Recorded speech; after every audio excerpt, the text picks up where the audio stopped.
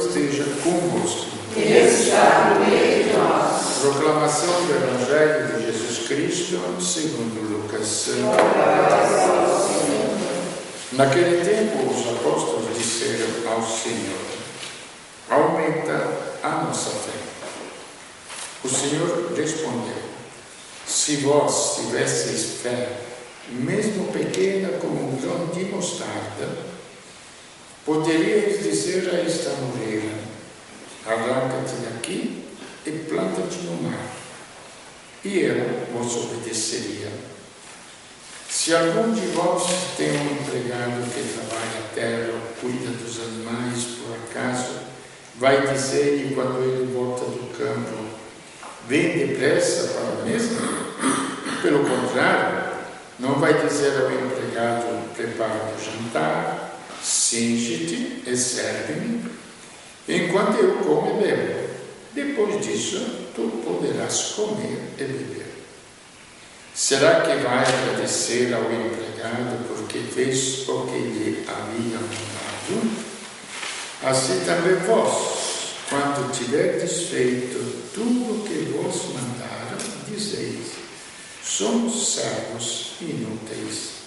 Fizemos simplesmente o que devíamos fazer. Palavra da salvação. Glória ao Senhor.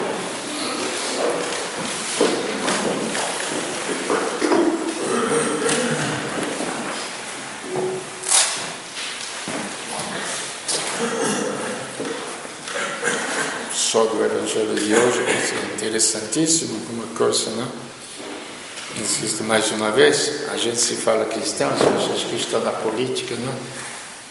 Eu fiz isto, eu fiz aquilo, eu fiz outra coisa, não? E depois eu vou na igreja rezar como bons cristãos.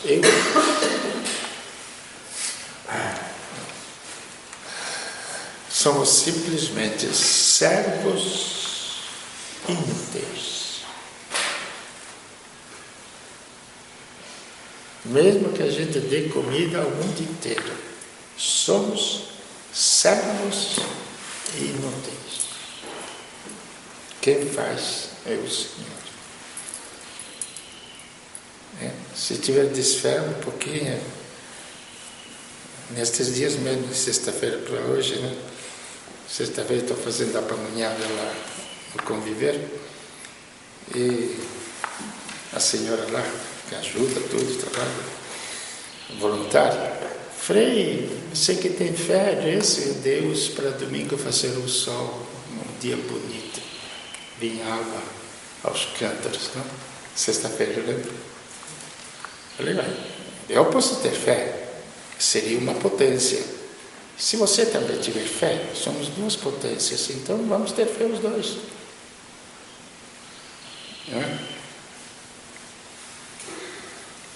Sexta-feira minha telefone à secretária, ela: Frei, as contas não estão batendo aqui, nós precisamos de dinheiro, você vai ver no banco se tem dinheiro. É tudo não, pode ver se tem. Aí à tarde veio uma pessoa, simplesmente deu exatamente o que eles precisavam. Levei o dinheiro para ela, quase desmaiou. Falei: não é possível. Falei: é que meu pai é rico, não tem problema, ele manda. Isso é só para compreender a lógica da fé, a lógica desta presença de Deus. Não é, Jesus não fala um absurdo, não. Da moreira ir para o mar, não tem como. Mas nós vamos continuar o tema que estamos acompanhando, porque sobretudo o que acontece no mundo de hoje é o cristianismo que não é mais cristão. Nós vivemos num mundo de paganismo com a grife escrita de cristão. Mas é tudo feito, a maior parte, lógico, não é tudo. A maior parte é feita, é falso. Por quê? Porque exatamente até nas orações, às vezes, que a gente vê lá, se pensa em construir, se vocês reparam, construir sobre a terra um mundo justo. E sobre a terra, o mundo justo pode ser decepcionado por alguns, ou para muitos, nunca haverá. Porque sobre a terra é o pecado. E Cristo veio, você está vendo? É assim, a realidade é essa, é triste. E quando o mundo começa a ficar materialmente mais rico, ele já começa a apodrecer, porque a riqueza, a possibilidade de uso da riqueza que começa a corromper. O que já está corrompido dentro, mas não tem chance de se manifestar, porque não temos, não? Não temos dinheiro para gastar para os nossos vícios, ou pela nossa vaidade. Então, quem tira o pecado do mundo? Tem muita gente que fala de ser melhor, disso e aquilo. Não vai conseguir, porque nós falamos sempre, tu que tiras o pecado do mundo. Então, quando se fala de aceitar, que isso também se fala muito, aceita Jesus Cristo. Bom, é só eu dizer, eu te aceito, que tudo vai mudar dentro? Ah, não. É só o fato de eu ir ao médico, que já a minha doença desaparece. Eu descobri um médico maravilhoso, que vai me curar, não é? Isso a gente é craque. Vai no médico fulano, que ele vai te curar, não é? Tudo bem, achei um médico. Agora, será que só pelo fato que eu fui ao médico, vai me curar? O médico vai me dizer, precisa cirurgia, precisa isto, precisa aquilo. Aí começa todo o caminho para ser curado. E assim também, quando se aceita Jesus Cristo, já pela fé, sei que Ele vai me curar. Ele vai me curar. Mas é preciso eu me entregar a Ele para Ele me curar. Acho que quem ficou doente ficou assim, não é, Cristina? Quando a gente ficou, se entregou nas mãos dos médicos, que eles te rasgam, ele te abre, que dói, que bota você na UTI. Aí é o caminho para a cura. Desde que você, porém, conheça o sentido da vida. O sentido da vida biológica nós conhecemos. E vamos ao médico, que biologicamente não sabe. O sentido da vida espiritual, sim. Aí que vem o meu grande problema e pergunta. Se acreditamos que temos uma vida espiritual.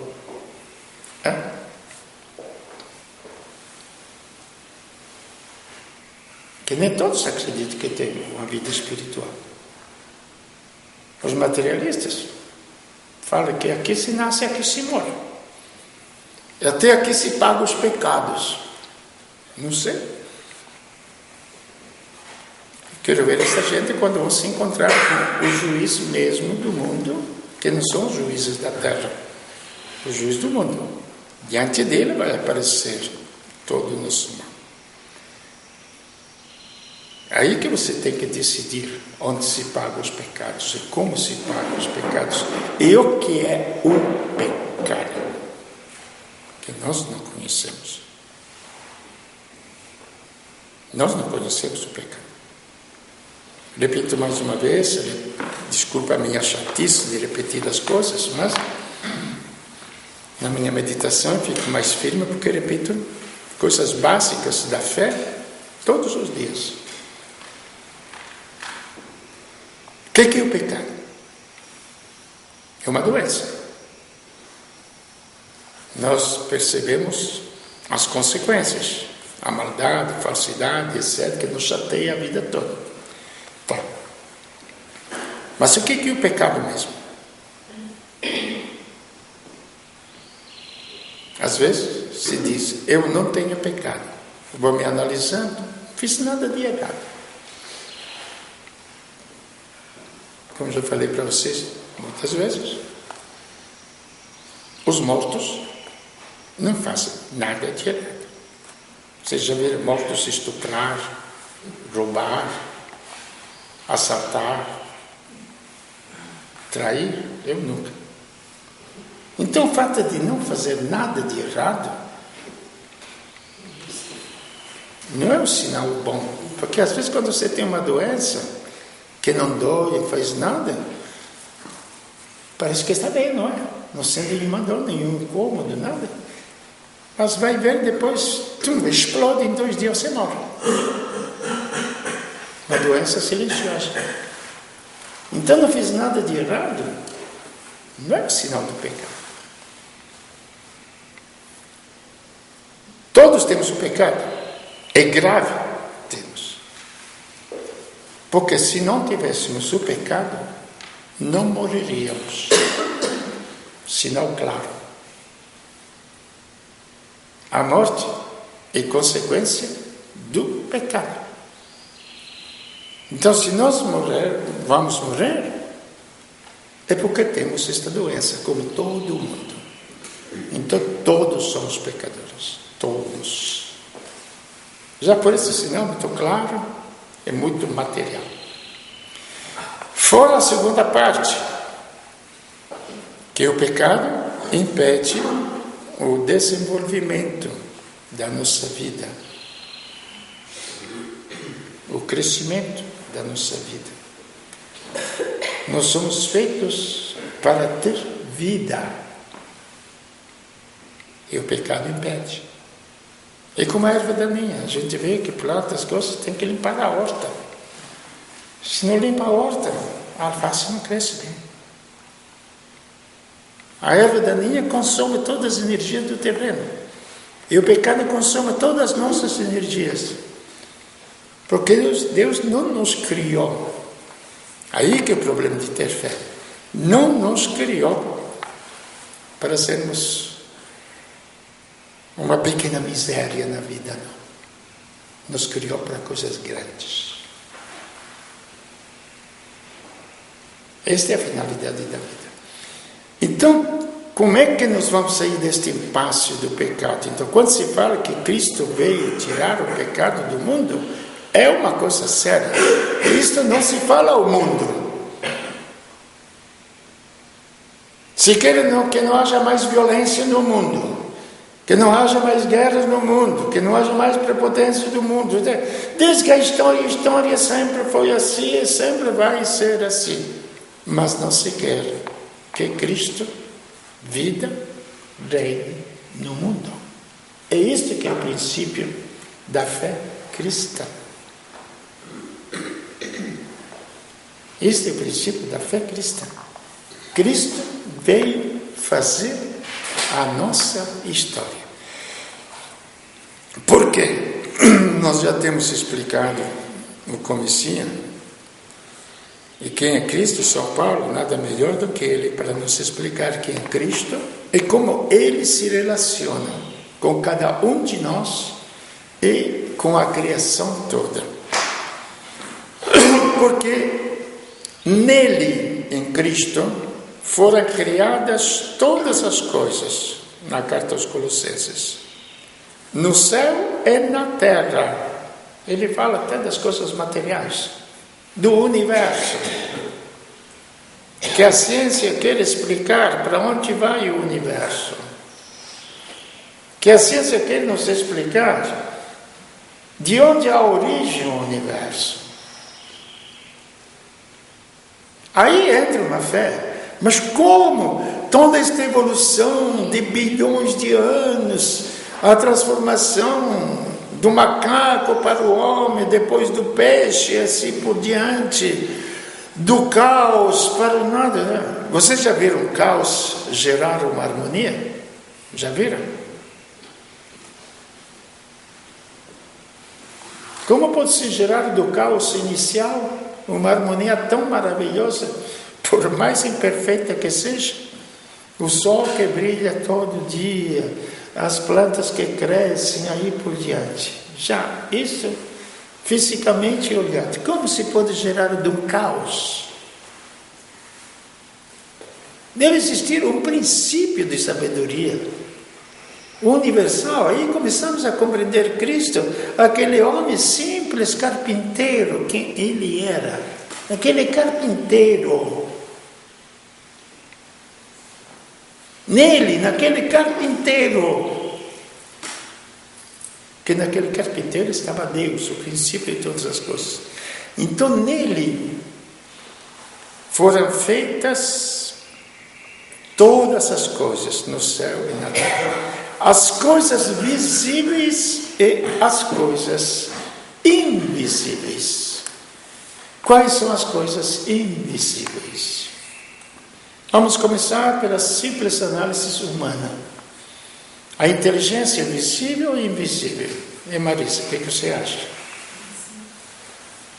Ela se manifesta, né? Não. dá A inteligência, a capacidade de entender, é visível ou invisível? Vamos deixar as manifestações. Invisível. Já começando pelas coisas humanas, temos coisas invisíveis que são mais valiosas do que a simples matéria. Outro dia eu estava meditando, eu acordei e falei, Vitória, o que é isso? Os materialistas. E a humanidade toda, a sociedade toda, a política toda luta para ter mais coisas. Ou não é? Estou enganado? Estou enganado. Para ter a minha casa, a minha vida, para ter agora, como é que funciona? Os móveis dentro da casa. Isto chama de civilização. Gente, o materialismo é burro. Por que é burro? Porque a matéria não tem inteligência. E eu estou confiando a minha felicidade nas coisas materiais. A matéria não tem inteligência. Então, por si mesmo, o fato de ser materialista é burrice, é burro.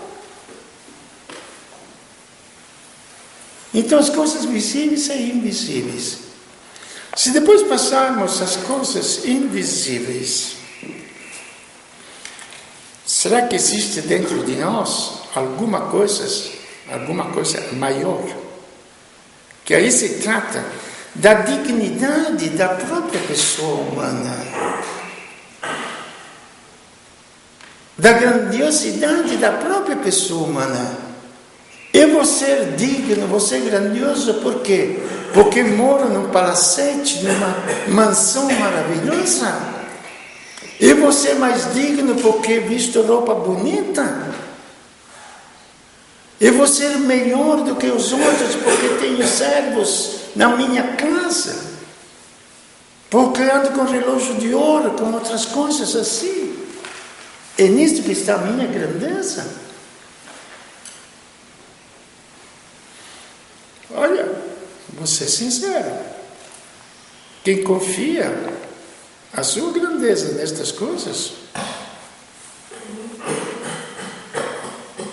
não tem o mínimo do raciocínio, vou ser sincero. Que a gente usa as coisas materiais para se sustentar, tudo bem, porque temos um corpo também. Mas passou disso, gente. Acabou. Nossa grandeza deve consistir, vocês viram. Tem um rapaz lá, um conviver bruto de um rapazão, maravilhoso. Bom, vamos fazer um exemplo mais claro, mais simples. Eu perguntava, quando estava mais com o jovem, se tiver uma moça linda, linda de morrer, mas burra, quem que casa com ela? Me digam vocês. Alguém casa com ela? Ou do outro lado, um rapaz, lindo de morrer, mas burro mesmo. Será que não, gente, mas será que a gente não se toca? Que existe algo mais do que o corpo.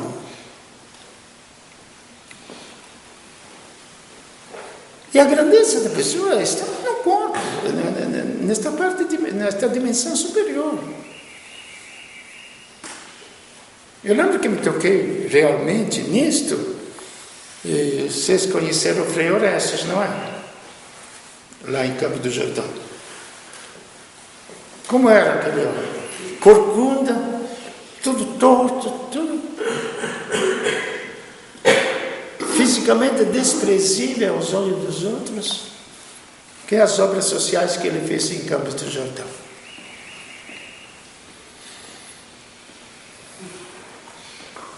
Agora, vamos fazer um passo mais para frente. E se por um acaso nós tivéssemos o DNA de Deus dentro de nós, que nós chamamos alma, façamos o homem a nossa imagem e semelhança. Não é uma coisa invisível? Uma realidade invisível.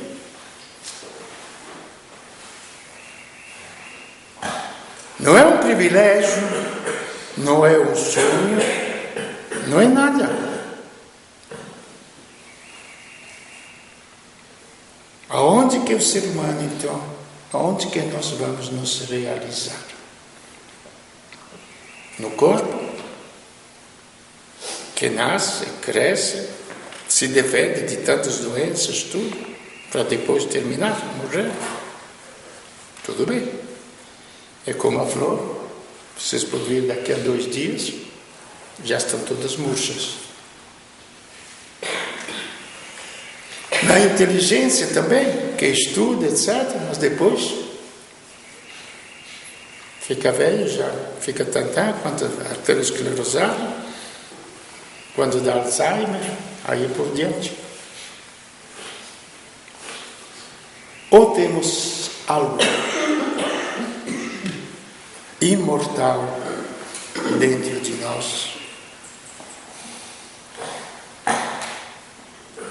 capaz de alcançar o infinito, é o cerne do próprio ser.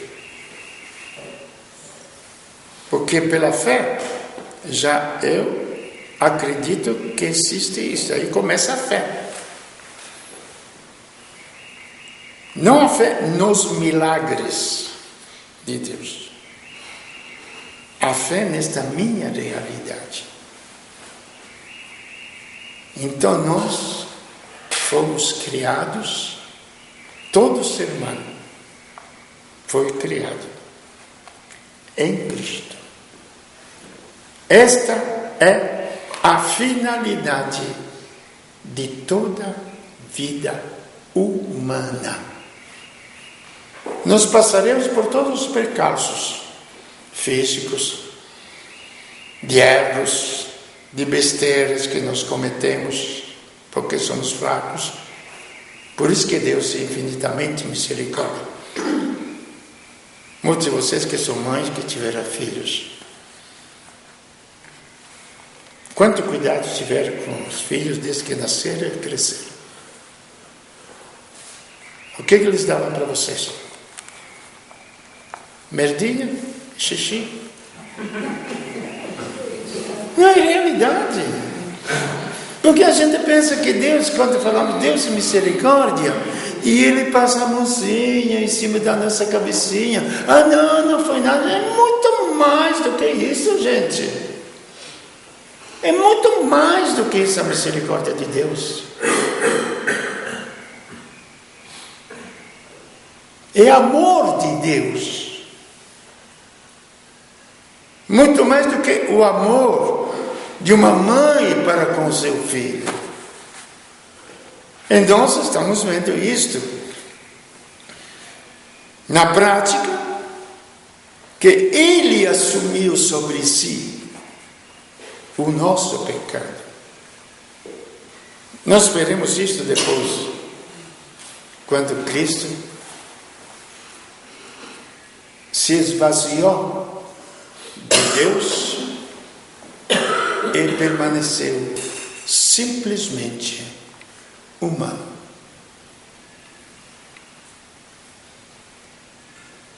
No dia 13 fui rezar a missa Era a morte de São Francisco, ele faleceu dia 3, depois dia 4 fizeram a festa. Eles fizeram uma encenação, o trânsito, a passagem de Francisco, transformado totalmente em Cristo, onde ele chama a morte, a irmã morte. A morte tinha se transformado numa irmã, não um inimigo que o destruía. Porque acabava o corpo e seria transformado o próprio corpo em Cristo. Ele que tinha sido a transformação do Cristo na Terra. Porque a finalidade da vida dele, ele que queria ser grande, em Cristo encontrou a sua grandeza, que ainda, depois de 7 séculos, 8 séculos de história, ainda permanece como luz dentro da história. O homem que praticamente nos mostrou esta possibilidade do ser humano. Ele faleceu assim, irmã morte. Louvado seja meu Senhor pela irmã morte. Mas Deus, feito homem do outro lado, quando ele morreu, não falou, louvado seja meu Senhor pela irmã morte. Ele falou, meu Deus, por que me abandonaste? Porque naquele instante, na cruz, e quando se fala cruz, não é só físico. Muita gente morreu fisicamente, nas guerras, nas coisas, assim. Não. É na psique, no espírito. Ele assumiu os pecados da humanidade toda, porque tudo foi criado nele. É nele que está a história. Ele é a história. Cristo é o projeto de Deus. Nós diríamos o sonho de Deus, porque agora se fala tanto, realizar os meus sonhos. Dizem que os sonhos acabam de madrugada, quando você acorda. Era um sonho. Você realiza tudo o que quiser na tua vida, depois vai perceber que acabou. Foi um sonho de uma noite. Quando você acorda na realidade da vida, depois não existe mais nada. Entende? Mas se pudermos usar esta palavra, o sonho de Deus, ou a realidade de Deus, é Cristo. É aquela pessoa, então, é visível. Visível. Se pode tocar. Por isso que também se faz, depois da Eucaristia, como alimento do mundo. Como a mãe amamenta o filho que gerou, com o leite que sai dele, isso até na ordem dos animais que amamentam os filhotes, gente. Amamenta uma vida biológica que gerou. Assim Deus veio como alimento da nossa vida espiritual que Ele gerou. Então vocês podem ver que é preciso uma reflexão sobre a mim mesmo. Sobre a minha dignidade, sobre a minha grandeza, o que vai me fazer grande? Aonde começa o sentido? Que muitas vezes nos foi apresentado errado, não entendemos errado, se chama o desprezo das coisas do mundo. Não é o desprezo das coisas do mundo, não é o desprezo da matéria, de jeito nenhum, porque o próprio Francisco cantou depois a matéria. Mas a matéria é como um presente que alguém te dá, você vai olhando, acha maravilhoso. Então, se conhece a pessoa, vai lá dar um abraço na pessoa. Se não conhece, mas quem é que mandou este presente? Quer conhecer, não é? Aí são as coisas. Um presente de Deus. Nada mais. Mas atrás do presente, você vê um coração que vê o que é Deus. E tudo isso aqui foi feito, repito, em Cristo. A nossa vida foi feita em Cristo. Tudo foi criado por Ele e para Ele. Aqui vem a fé, a criação do mundo. Livre cada um de pensar, de crer no que quiser. Como vocês podem ver, a fé é algo totalmente livre, pessoal, estritamente pessoal. Tudo foi criado por Ele.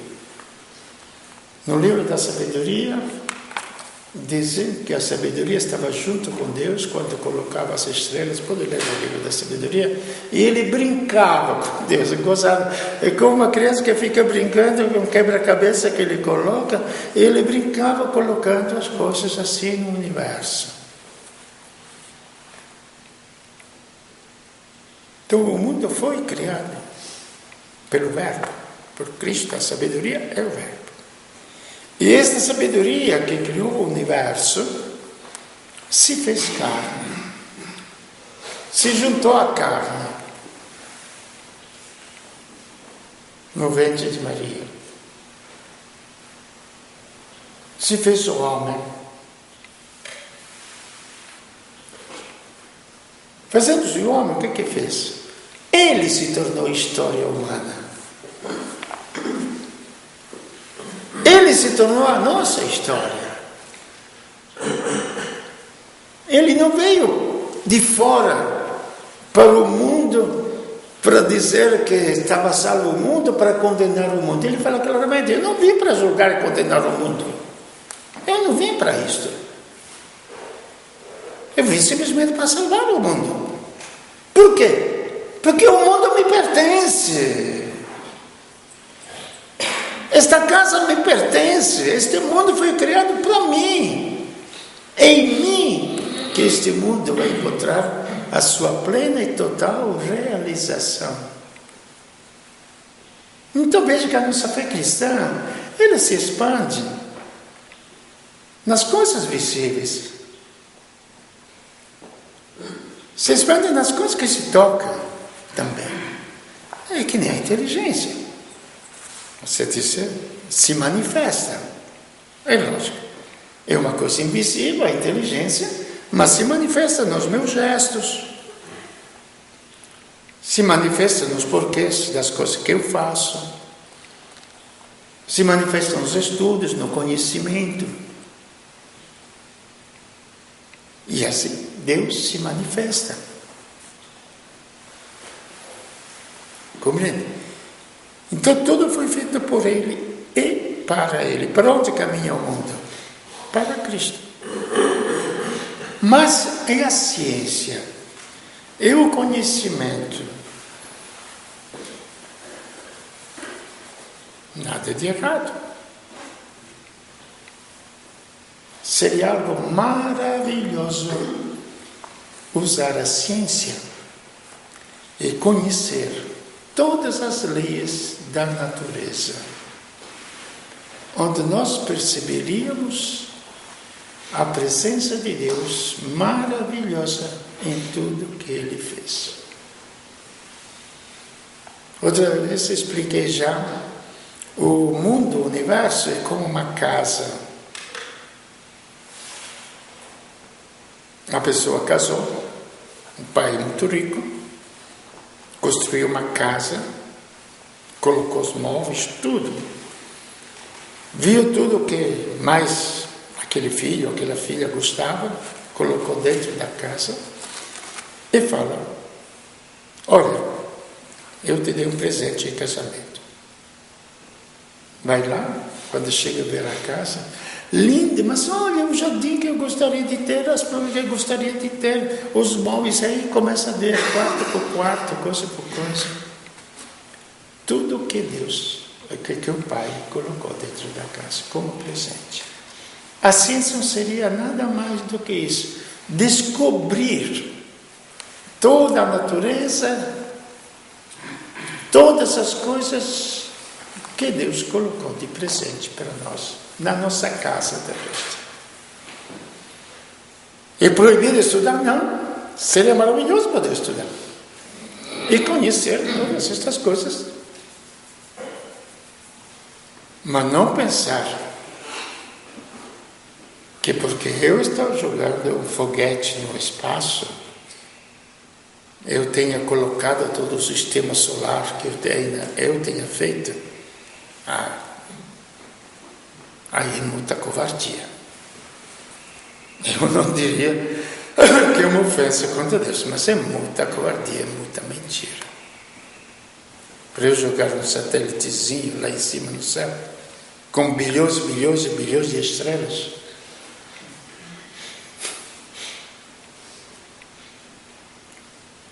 Agradeça ao Criador que te dá a chance de você se tornar pequeno, pertinho dele, do que ele faz. Olhando os pássaros que voam, que eu consigo criar um aviãozinho, etc. Entende? Então, não tem nada de absurdo na fé cristã. É só entender como você usa esta tua fé. Aqui insiste mais uma vez. Ele existe antes de todas as coisas. E tudo nele subsiste. Vamos terminar aqui. Cristo é antes da criação do mundo. O Verbo entrou na nossa história, mas é antes da criação do mundo. Não somente isso. Nele tudo subsiste. O que quer dizer? Quando começou o movimento espiritual, porque todos os santos, quando eles se converteram, tiveram uma grande experiência dentro. Sentiram, porque as nossas paixões dão sentido às coisas. Mas a paixão é uma ilusão. Caindo a paixão, não sobra mais nada. Então o pecado está dentro de você, está dentro de mim. É a paixão. Por isso que é uma ilusão. Compreende?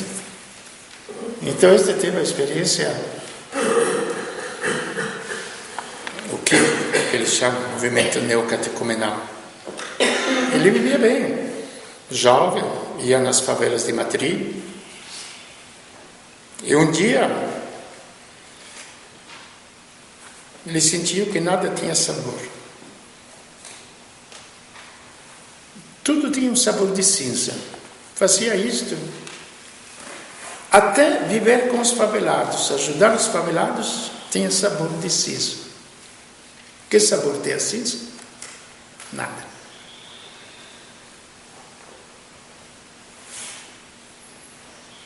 Outra pessoa teve experiência do que a vida sem Cristo.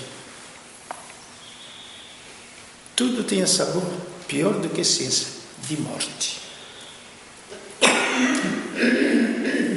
Tudo estava morto. Os afetos estavam mortos. Já pensaram, vocês andam pela rua sem sentir nada para ninguém? Nem filhos, nem marido, nem amigos. Já tentaram experimentar isso? Não. Não. Não desejo isto para vocês, mas se acontecer, lembre que não é o fim do mundo, não. Não é o fim do mundo, não.